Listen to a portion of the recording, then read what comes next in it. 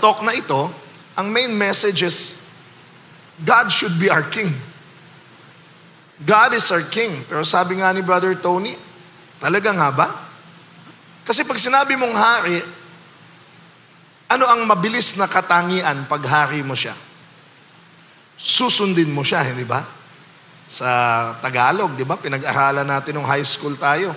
Ang utos ng hari, hindi nababali. Kapag inutos ng hari, gagawin mo. Kaya ikaw, kung gusto mong malaman kung sino ang hari mo, tatanong mo lang, sino ba ang sinusunod mo?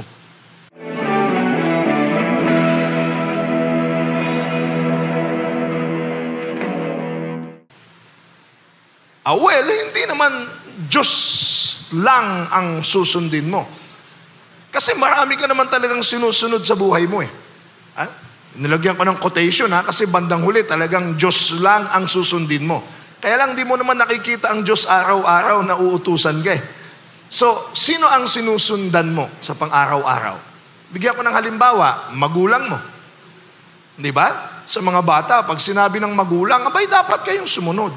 So, in a way, sa mga bata, hari nila yung tatay nila.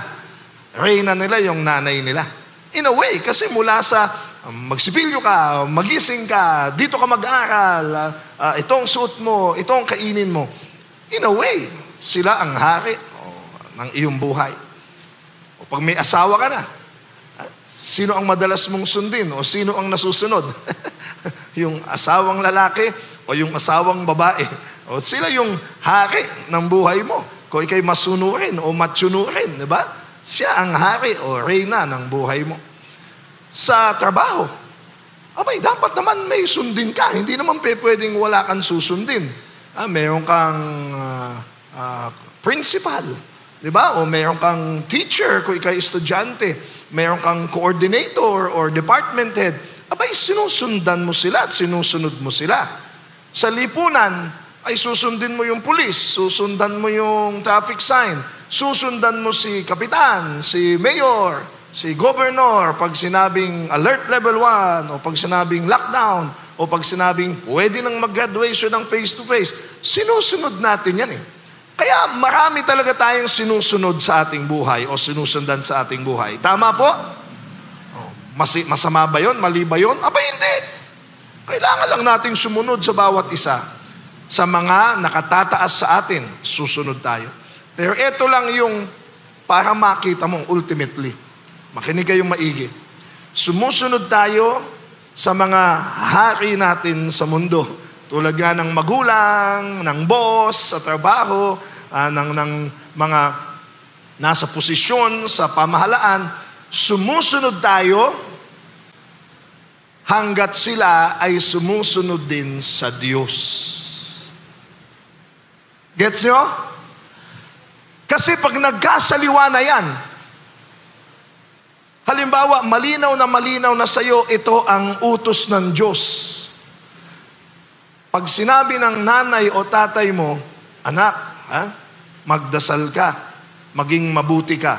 Ayon ba yon sa utos ng Diyos? Ayon yun, sundan mo. Pero halimbawa, imposible ito imposible, pero para lang maging malinaw sa inyo. Sinabi ng nanay mo, sinabi ng tatay mo, huwag kang magdasal. Huwag kang magsimba. O malala pa pag sinabi niyang,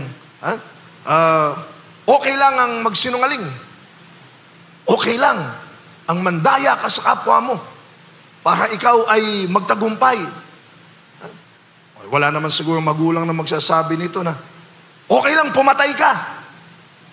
Abay, mag-iisip ka na. Gets nyo? Mag-iisip ka na, teka, susundin ko ang magulang ko, o susundin ko ang boss ko, o susundin ko ang nakatataas sa akin.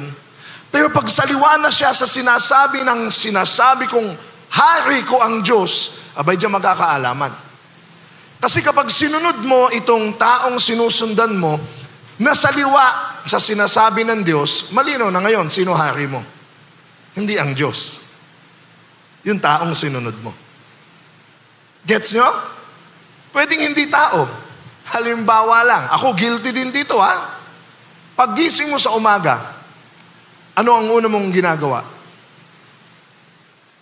Marami sa pag-aaral ngayon, ang unang ginagawa, hinahanap yung cellphone, titignan ko may message. Titignan yung newsfeed. Titignan yung, o magte-text agad. Ako, guilty din ako dyan. Samantalang dati-dati, nung wala pa yung cellphone, paggising mo sa umaga, salamat Panginoon, nagising po ako. Ay, ang asawa ko, paggising yan sa umaga, luhod ka agad. Daig pa ako eh. Ako tong preacher, dapat ako yung ganun. Ako madalas tinitignan ko muna yung cellphone ko, tsaka pa lang ako magdadasal. O minsan, pag tuloy-tuloy na yung trabaho ko, pag tinignan mo yung cellphone mo, manganganak na yun eh. Mayroon ka nang sasagutin, mayroon ka nang ipopost, mayroon ka nang kakausapin, hanggang sa nalimutan mo na magdasal. Ngayon, sino ang Diyos mo? Sino ang inuna mong pakinggan? Yung Diyos mo na sabi mong hari o yung cellphone? Nalimutan natin na anumang mga king yan, king ng kainan, king ng kasikatan, king man at queen ng iyong puso, kahit pa nga pamilya, mahalaga yan ha. Pero bandang huli, ang talagang king na kailangan mo ay si King Jesus. Bakit? Because Jesus is the only king that will give you an abundant life. Binubusog ka ng Diyos sa isip, sa puso, sa espiritu, at yes, sa iyong pangangailangang pangangatawan. Kaya kung ang Diyos, hari mo, di ka magugutom. Hindi lang gutom sa tiyan, kundi gutom sa isip, sa puso, sa kaluluwa, hanggang sa bulsa, naniniwala ako. He will cover everything for you. Thank you so much for watching. And if you were blessed by this video, please like, follow, and subscribe. And share to bless others even more. At siguradong mayroong magandang mangyayari sa'yo. God bless you!